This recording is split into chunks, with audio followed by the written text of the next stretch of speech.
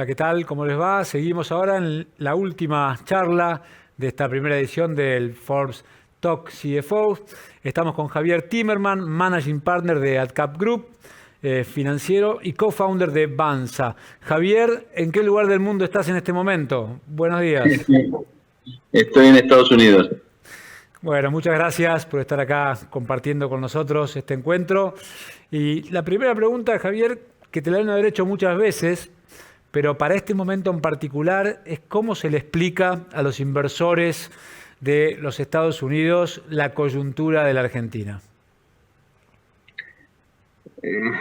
Lo que pasa es que la Argentina, la verdad, no es foco de interés hoy en día, desde hace ya un tiempo, de los inversores internacionales que están involucrados al menos en los temas de portafolio management. Tal vez en otras industrias, en ciertas industrias puntuales, el interés sea mayor porque están acostumbrados, por ejemplo, a la industria petrolera, tal vez están más acostumbrados a regiones o países que tienen dificultades políticas.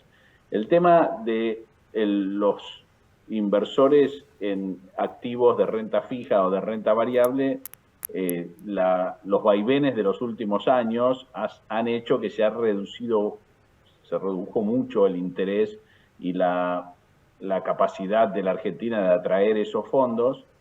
Entonces, hoy en día es prácticamente hablar con los inversores que ya conocen la historia argentina y tratar de explicarles las posibilidades de cambio que puede haber y si los precios hoy en día reflejan una oportunidad o no.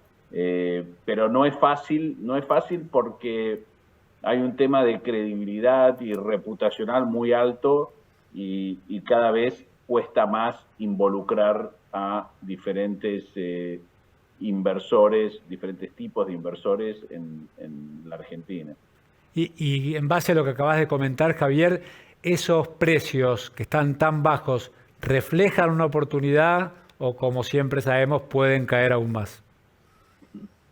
Esa es la gran pregunta. Yo creo que en realidad yo siempre, cuando analizo un activo, esta es mi característica, creo que es lo que deberían hacer todos los inversores, es pensar, bueno, cuáles son mis objetivos de inversión y cuánto tiempo estoy dispuesto a esperar con esta inversión y qué tipo de necesidades voy a tener para ver si esto puede ser una oportunidad de largo plazo, mediano plazo, corto plazo. Yo creo que la Argentina está en una situación difícil, principalmente porque se ha quedado sin crédito y los precios reflejan eso, reflejan una situación de hartazgo con el país y sin crédito y sin la capacidad de atraer. Porque ¿qué pasa? Vos tenés diferentes tipos de inversores. Generalmente cuando la Argentina está en una situación como esta, con precios como estos, incluso un poco más arriba, atraen a los fondos de distrés, los fondos que están acostumbrados a esto y que si tienen que esperar un tiempo largo, están para, como se dice acá, un home run, ¿no? Una ganancia grande. Pero esos fondos no han entrado en el 2014, 2013, en la caída anterior, pero no en este momento. Entonces, yo creo que el precio de los bonos refleja más que nada un tema de liquidez y de falta de sponsorship y no necesariamente un tema de los fundamentals de Argentina. Entonces yo creo que eventualmente eso va a cambiar, va a haber cierta demanda por los activos argentinos en algún momento cuando se den ciertos cambios, ciertas condiciones diferentes. Ahora, si eso va a pasar el mes que viene o dentro de un año, no lo sé. Yo creo que Argentina, si algún día quiere volver a atraer inversiones, como en Vaca Muerta o en otros lugares, va a necesitar mejorar su crédito y en estos niveles me parece que hay solo upside. Javier, en este contexto tan complejo como el que describís y el que vivimos a diario, te pregunto, ¿cuál es el margen de maniobra que tiene un CFO de una compañía para preservar el valor, estando en la Argentina? Vos que conocés y que seguramente hablás con muchos de ellos en busca de consejo, ¿tienen un margen de maniobra que es cada vez más limitado? ¿Qué escenario podés compartir con ellos? Eh, bueno, eh, el tema es que hay que entender bien el contexto. Uno de los grandes problemas que hay en la Argentina, a mí me da la sensación, es que es muy difícil predecir lo que va a pasar y hay demasiada información que no es necesaria. Te voy a dar un ejemplo que me parece importante.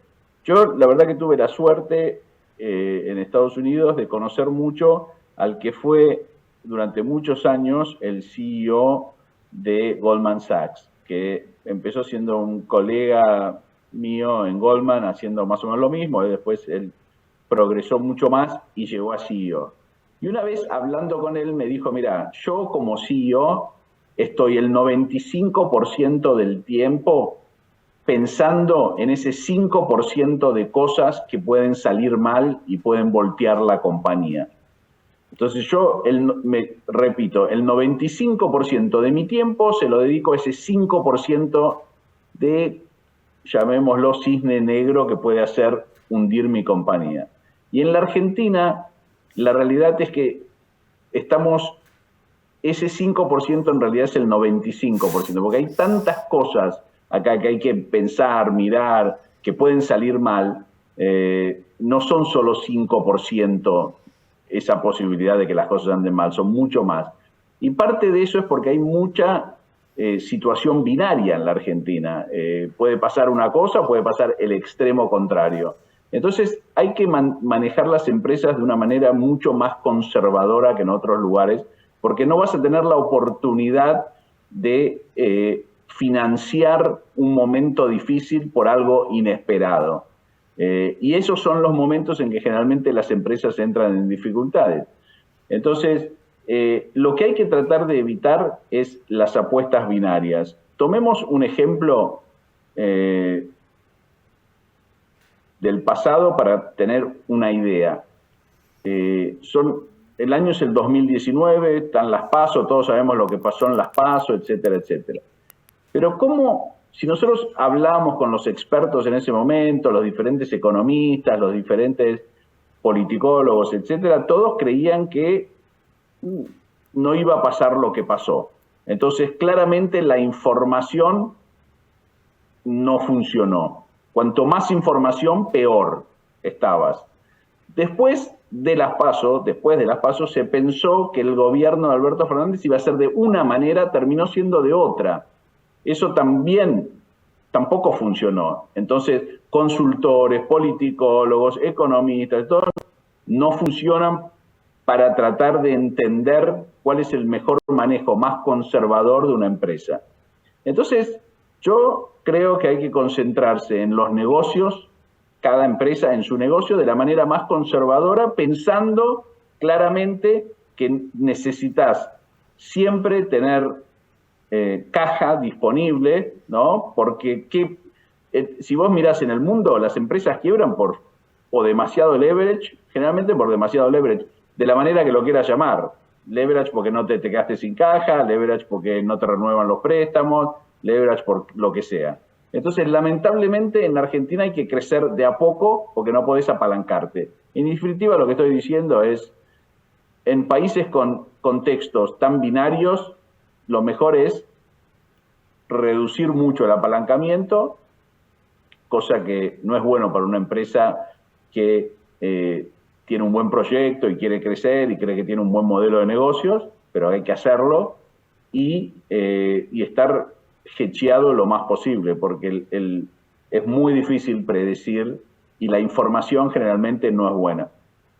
Claro, el ejemplo que das es claro, ¿no? Esa suba del 4% de las acciones el viernes previo a las PASO, con algunos informes que daban al macrismo con un mejor escenario, y la caída del, si no me recuerdo mal, 30-40 puntos, de evaluación 30-40% posterior de las PASO, es correcto, ¿no? Claro, eso más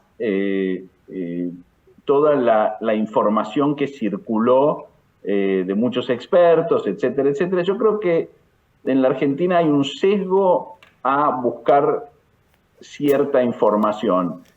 Uno siempre tiende a hablar con los mismos, consultar con los mismos. Un sesgo de confirmación. Un sesgo de confirmación, digo. Sí, sí, exacto. Bueno, yo quiero que pase esto, pero no necesariamente lo que uno quiere es lo que va a terminar pasando. Y en una empresa lo que hay que hacer es tratar de pensar justamente en eso que me decía mi amigo Lloyd Blankfein de Goldman Sachs. Yo tengo que pensar en las cosas que pueden salir mal, no en las cosas que van a salir bien. Porque para eso tengo a mi equipo pensando en las cosas que van a salir bien. Pero yo como CEO o CFO tengo que decir, bueno, che, y si las cosas salen mal, ¿cómo me cubro? En la Argentina eso es exageradamente cierto.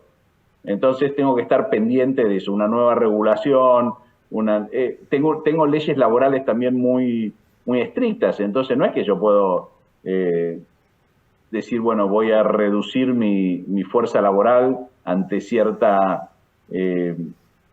aflojamiento de la economía. Tampoco lo puedes hacer, entonces hay que ser mucho más conservador de lo que hay que ser en otros países, me parece. Y puntualmente, Javier, ya yendo a evitar las opciones binarias, ser mucho más conservador que en otros países, ¿y qué instrumentos de inversión ya concretas podés sugerir a un CFO en tiempos de tanta complejidad como vivimos siempre? ¿Hay instrumentos financieros específicos que vos ves que hoy pueden ser una oportunidad o la mejor herramienta para el resguardo de valor de las compañías en la Argentina? Bueno, yo creo que cada empresa depende de su área de negocios, claramente, cómo son sus ingresos, cómo son sus egresos, dónde tiene sus riesgos, etcétera. Pero en la Argentina, principalmente, vos tenés dos tipos de riesgos que son mayoritariamente, o sea, yo diría riesgos que siempre están latentes y que sabés que van a estar, más allá de otros que tal vez sí, tal vez no. Y es el riesgo inflacionario y el riesgo de devaluación. Y por suerte sobre eso hay instrumentos. También depende de si vos, cómo te estás fondeando. Yo soy un gran creyente que el principal riesgo de todas las empresas generalmente es el financiamiento.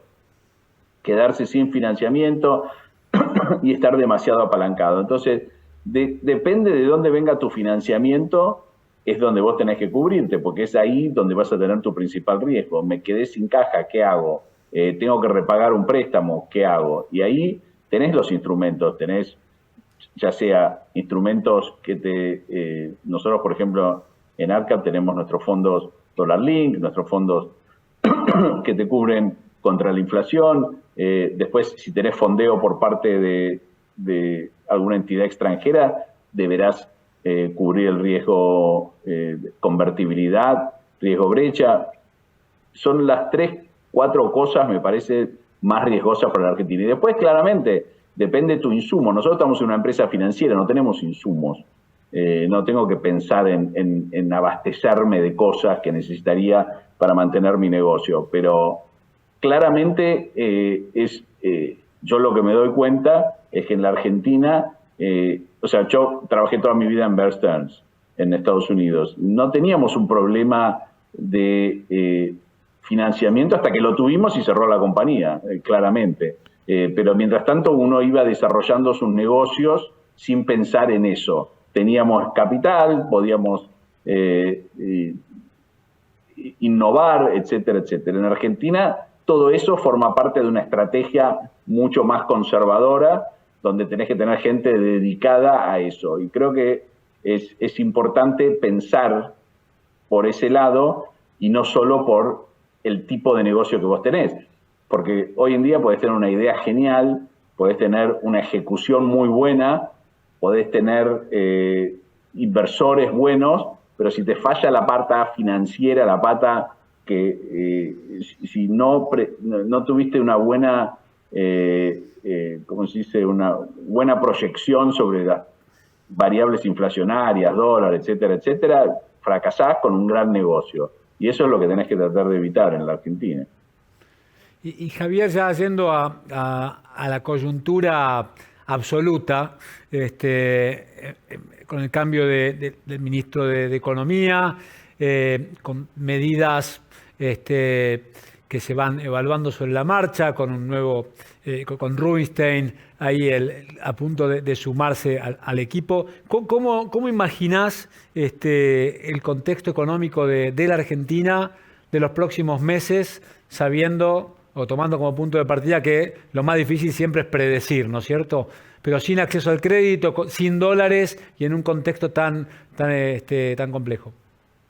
Yo creo que la Argentina tiene un problema muy diferente al que los argentinos creen que tienen. A ver, ¿cómo es eso? Claro, los argentinos creen que tienen un problema económico. Bueno, nosotros tenemos un problema porque creen, hay un modelo económico X que no funciona, unos creen y otros creen que el modelo económico otro no funciona. Y se pelean un poco por eso. Bueno, no, tenemos que reducir un poco el Estado acá, tenemos que reducir un poco esto acá. No, el Estado no hay que reducirlo, hay que subir impuestos. No, yo creo que tenés que bajar impuestos. Y la pelea siempre es un poco sobre eso, con acusaciones muy violentas unos con los otros.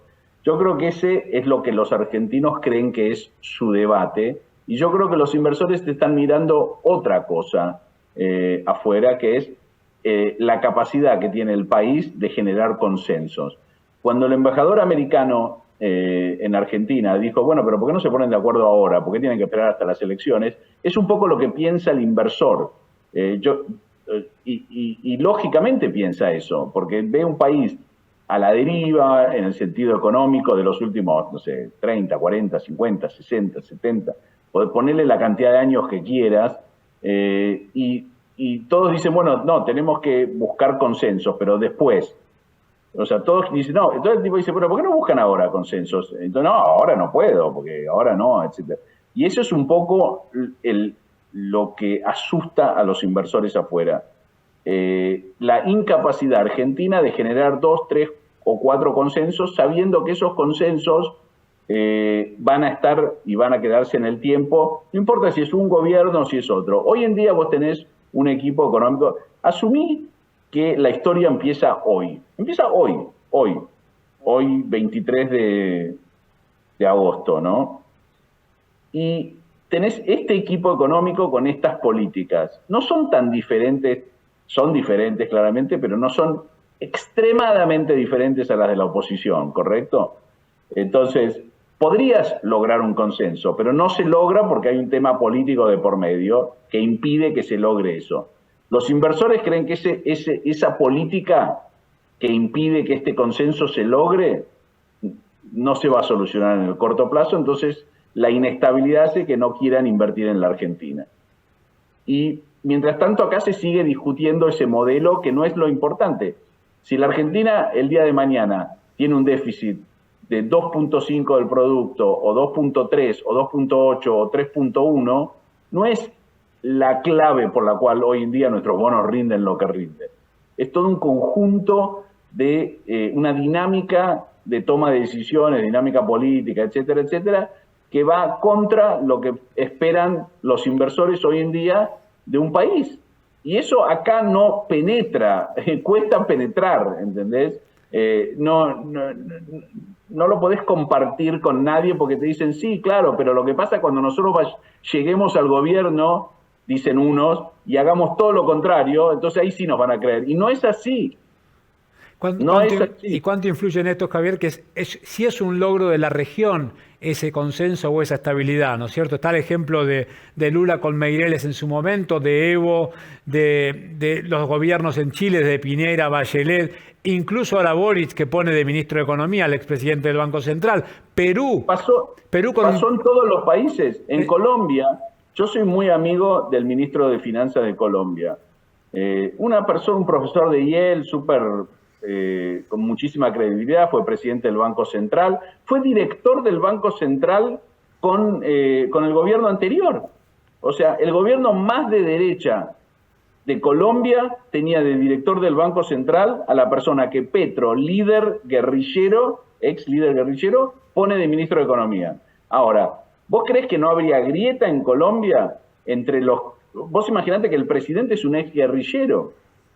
Pero por eso, con la ortodoxia no hay grieta entonces. Digo, el Banco Central No, se maneja de esta manera. Se ponen de acuerdo, es que se ponen de acuerdo porque dicen, bueno, para vos es importante esto, para mí sí. No sé quién estaban mencionando esto el otro día en España. Los políticos también se ponen de acuerdo y dicen, bueno, para vos es importante el presupuesto en educación, para mí es importante esto, y así van negociando cosas, pero desde el lado de el entendimiento de que la grieta, la bronca, el desprecio hacia el otro que evidentemente tienen todos los políticos respecto a sus adversarios, no puede ir por arriba del interés nacional, ¿entendés? En los países que han progresado, como Israel, por ejemplo, la grieta es terrible, mucho peor que en la Argentina, mucho peor que en la Argentina, pero ellos dicen, bueno, nos odiamos, pero el país tiene que funcionar, entonces odiémonos menos o trabajemos juntos a pesar de que nos odiamos. Eso acá no pasa, porque ¿qué te van a decir? No, tenemos valores diferentes. Pero en todo el mundo, vos tenés que Petro no tiene valores diferentes a su ministro de Economía, cuando estaban uno en la clandestinidad luchando y el otro estaba en Yale. ¿No hay una resistencia a esa mirada ortodoxa en el Banco Central? Porque de alguna manera lo que unifica en cierta manera esa estabilidad, esa predecibilidad, tiene que ver con que en Perú hace 20 años, sin importar que gobierne más un sector de izquierda o de derecha, con Lula, que era el gran susto en Brasil, toma Meireles el control, digamos, como que los partidos de centro izquierda o de izquierda, incluso los que más teme el mercado, finalmente eligen la ortodoxia a la hora de llevar el Banco Central. ¿No es esa la anomalía argentina, de esa resistencia a entregar el Banco Central a la ortodoxia? Sí, pero eso sí, pero también parte tiene que ver con el hecho de que las cosas se hacen de forma gradual. ¿Vos qué crees que pasaría ahora si, es una hipótesis, ¿no? Pero si algún candidato de la oposición dice, miren, si yo soy presidente, voy a poner de jefe de gabinete a un opositor. O si algún candidato de este gobierno dice eso. No lo vota nadie, no lo vota, o sea, ¿por qué no? ¿Cómo vas a poner? Pero así es como funcionan estos consensos, se logran de a poco. Entonces, todo va convergiendo a lo que hoy en día es importante en el mundo. Hoy en día necesitas un banco central conservador, no existe más el hecho de que, bueno, yo me independizo, uso mi banco central como quiero. Entonces, pero todo tiene que convergir hacia eso con consensos. Y tarda eso. En Colombia tardó, en Perú tardó, y después ya va marchando. En Brasil estamos así desde el 2002. O sea, en el 2002 fue cuando Lula gana las elecciones, o 2002 creo, o 2003, gana las elecciones y hace una política de consenso. Pero por otro lado, el establishment brasilero apoyó a Lula. No es que dijo, no, viene Lula y hay que irse del país. No, pero también lo apoyó, ni bien asume Meireles. Cuando dijeron, yo te apoyo, Lula, pero no, mira, lo apoyó cuando vieron que el Banco Central estaba en orden. Te voy a contar una anécdota. Yo en Nueva York, para esa época, teníamos un grupo de argentinos de Wall Street que nos juntábamos, etcétera, etcétera. Y una vez uno de ellos dijo, bueno, yo puedo conseguir una reunión con Kissinger para charlar, etcétera, etcétera. Entonces nos juntamos en la oficina de Kissinger, era el 2002 creo, y hablando principalmente de la Argentina, pero Kissinger nos preguntó qué pensábamos de las elecciones en Brasil, que estaban por ahí, faltaba muy poquito.